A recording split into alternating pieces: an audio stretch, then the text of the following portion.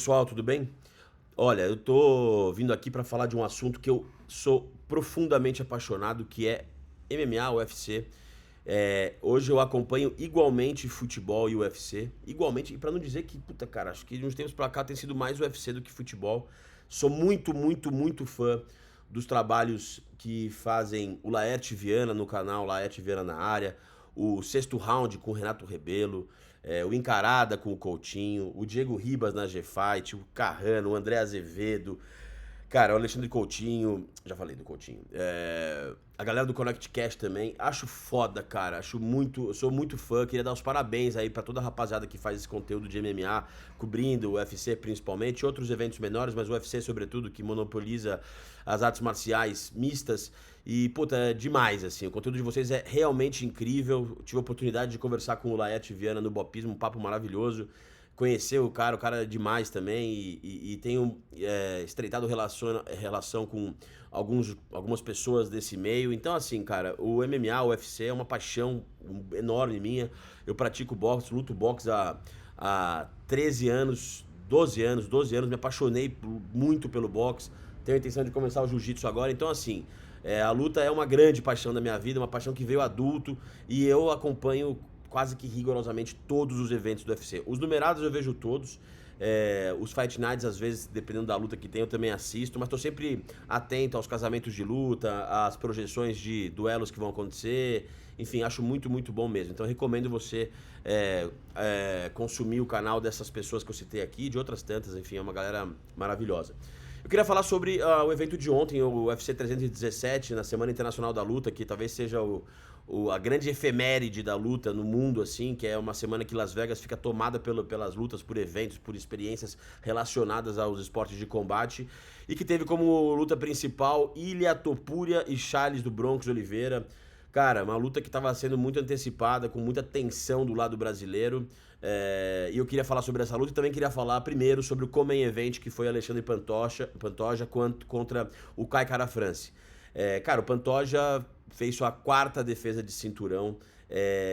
E é um cara que, escutando as entrevistas dele, velho, você vê que ele não é por acaso que ele é um cara hoje hegemônico na categoria, que deveria estar em top 5 peso por peso naquele ranking que é uma bizarrice do UFC, né? Aquele ranking peso por peso, ele tá em décima colocação, é um absurdo ele não tá entre o top 5 no mínimo, pra mim top 3 diante da hegemonia dele no peso mosca. E, cara, ele tirou o Kai Kara-France pra nada, velho. O Kai Kara-France enfrentou ele há 9 anos no TUF, perdeu numa luta meio apertada. E ontem, cara, ele não conseguiu achar o Pantoja conseguiu encurtar a distância, tirar a distância do Kai Kara-France, porque não permitiu que ele fizesse uma sequência de golpes, não achasse a distância ali pra encontrar o Pantoja em pé. Tava na cara que era um duelo de um striker contra um cara de MMA, né? O Pantoja é um tremendo grappler, tem um ótimo jiu-jitsu, mas troca bem em pé, é um cara perigoso em pé, mas o Kai Kara-France é um especialista, é um striker, assim, que se você der espaço ele encontrar a distância, ele tem mão pra te nocautear.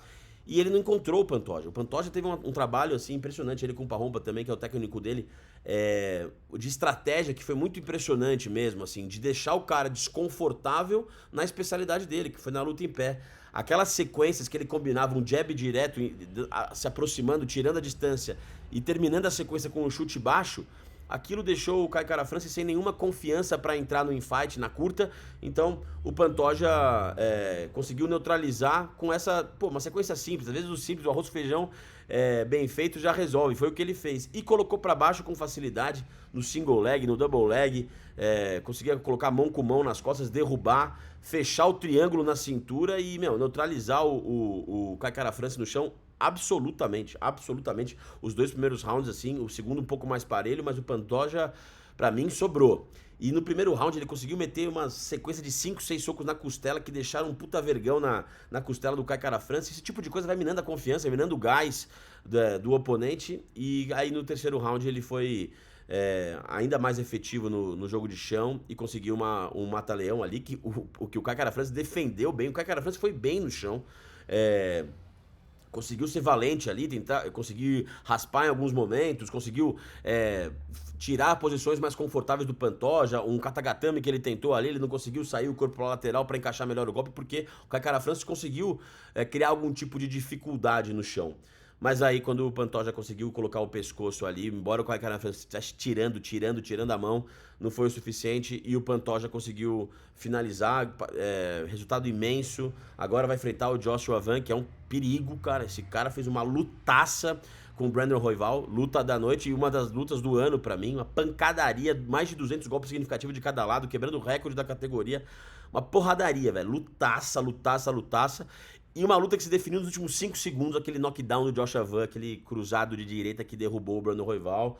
Esse moleque é impressionante, 23 anos, tá com uma sequência contundente, derrubou o número 1 da categoria, tava em 12º, agora tá derrubando o primeiro, fatalmente vai ficar em primeiro também na terça-feira quando sair a lista atualizada. E é um duelo difícil pro Pantoja, porque o cara troca porrada em pé, tem um queixo impressionante, porque tem pouca quilometragem, 23 anos.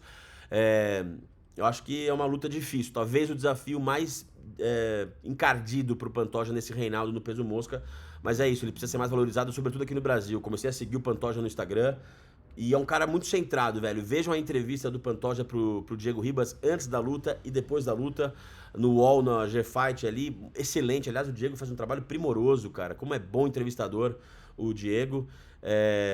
Os lutadores gostam dele, dá pra ver que ele tem a admiração dos lutadores. E o Pantoja é um cara com muita cabeça, falando da família, dos amigos, um cara centrado e merece ser valorizado. Fez uma puta força ali pro Charles ganhar.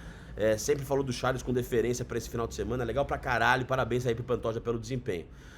E, cara, na luta principal, velho, aconteceu o que todos nós temíamos e a gente achava que fosse acontecer, mas a gente não queria falar em voz alta, né? Mas foi uma crônica de uma tragédia anunciada, assim.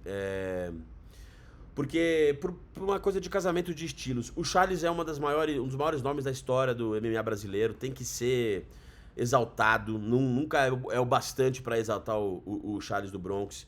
Que história maravilhosa, um cara que começou no peso pena, foi nocauteado pelo Cub Swanson, né, sofreu pra depois subir, bater o peso como peso leve e, cara, foi campeão do mundo, sabe? Nunca fugindo da sua característica, da sua humildade, da sua simplicidade, da sua espontaneidade, ainda fala português até hoje, sabe? É um cara respeitoso com os adversários, sempre foi.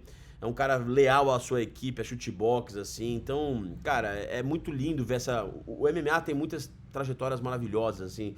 Eu sempre falo pra quem não gosta de MMA, de UFC, eu falo assim, cara, é um roteiro que tá sendo escrito ali, cara. Se você olhar com atenção, é um roteiro ali, cara. E aí você descobre os meandros ali das academias, das rivalidades. Porra, tal lutador enfrentou um companheiro de equipe e ganhou, eu vou vingar meu companheiro de equipe, a gente vai se encontrar ali na categoria de cima, enfim, é realmente fascinante esse universo. E a trajetória do Charles é incrível. Só que com essa trajetória tão longeva e tão competitiva, né, cara? O cara enfrentou só casca grossa, né, velho? Ele enfrentou o Justin Gaethje, só nos últimos anos, Dustin Poirier, Arman Tsarukyan, caralho, esse nome filho da puta.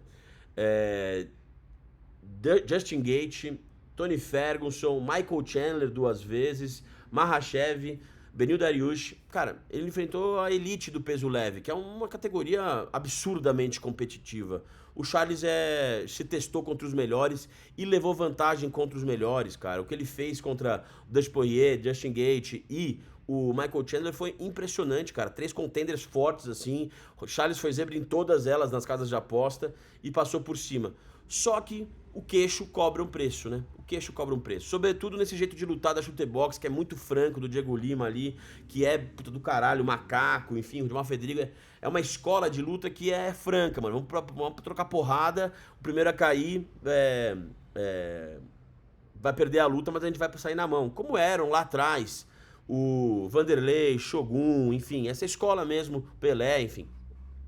Que é um jeito de lutar que é muito empolgante, que coloca os seus atletas fatalmente no Olimpo das artes marciais, como ídolos, pessoas que mobilizam pay-per-views, multidões nas arenas pelo mundo, mas é um jogo arriscado, é um jogo inseguro, e o Charles ontem estava diante de um dos caras mais perigosos para esse tipo de jogo.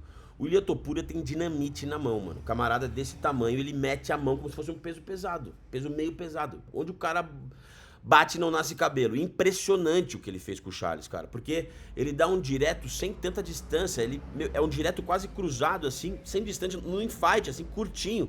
Ele não gira todo o tronco. Ele, pum, é um meio curto, o Charles já cai desacordado. Então você vê o tamanho da potência, da contundência que ele tem no braço, velho, na mão. É impressionante, cara.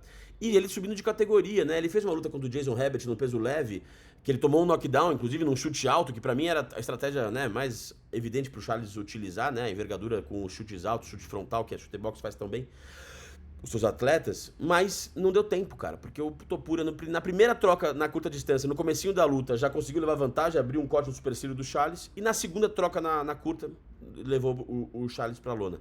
O Topuria é um bicho diferente, mano, porque ele pegou 3 caras, o Volkanovski tinha um nocaute na carreira contra o Islam Makhachev, mas estava também com pouco aviso pra luta que pegou, na categoria de cima e tudo mais, e foi nocauteado com aquele chute alto do Makhachev, mas antes disso não tinha sido nocauteado.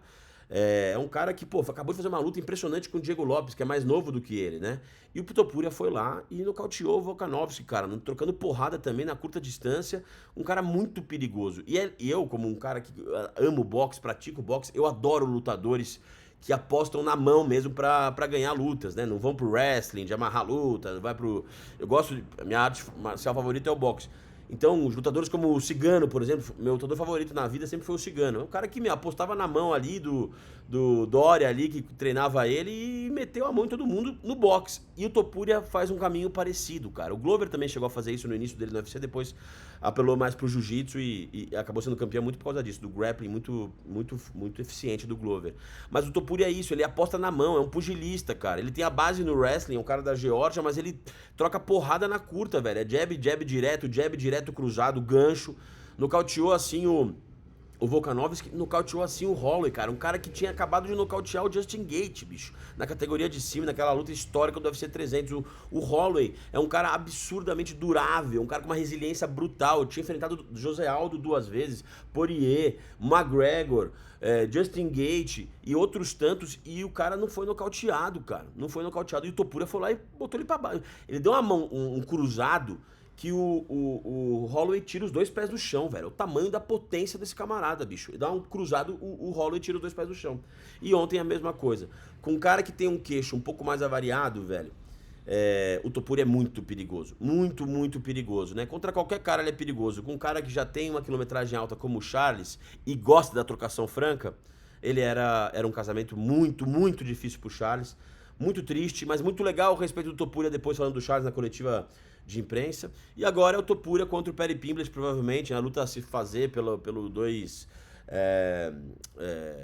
países que eles representam, né? Espanha e Geórgia, né? O Topuria e o Paddy Pimblett da Inglaterra, né? Então o UFC vai querer expandir, fazer dinheiro na Europa, sobretudo agora nesse ano de negociação de contrato de TV, que é importante, vai acabar o contrato com a ESPN. E o Topuria é a grande estrela do UFC, um superstar. E acho que é a luta a se fazer. Espanha contra a Inglaterra, no Bernabéu, onde quer que seja, é luta pra fazer muito dinheiro de pay-per-view. E acho o casamento interessante. Tem muita gente que fala assim, porra, o Topuria vai passar o trator em cima do Paddy Pimblett. Bicho, o Paddy Pimblett é outro que a gente tira pra nada já faz um tempo. Tudo bem que a trajetória dele até o cinturão, se for disputar, foi muito palatável com Michael Chandler, Bobby Green, Tony Ferguson, só veteranos em decadência. Mas ele é um cara grande. Ontem na encarada ali no octógono depois da luta, deu pra ver que ele é um cara mais denso do que o Topuria, é um cara maior, é um cara que tem menos quilometragem do que o Charles. Luta é casamento, né? Casamento de luta fazem estilos, casamento de estilos fazem lutas. Então, acho que o Paddy Pimblett pode engrossar. O Topuria é favoritaço, porque é isso, né? Se ele encontrar, é um golpe que basta pra ele fazer você dormir, mas acho que é uma luta interessante, projetando aí a categoria dos leves. Queria mesmo ver Topuria e Makhachev, velho. Que eu acho que perde do Jack Della Maddalena, outro cara que tá sendo subestimado. Mas esse assunto para um outro vídeo. Me fala se vocês gostaram desse conteúdo. É a primeira vez que eu falo de MMA aqui, mas eu amo, cara. Amo esse conteúdo. Se você gosta desse tipo de conteúdo, comenta aqui que eu tento fazer mais. E é isso, turma. Se inscreva no Bopismo. Em breve tem gente do universo de MMA sendo entrevistado no Bopismo. Em breve, muito em breve. Fiquem atentos, tá bom? Valeu, turma. Um abração.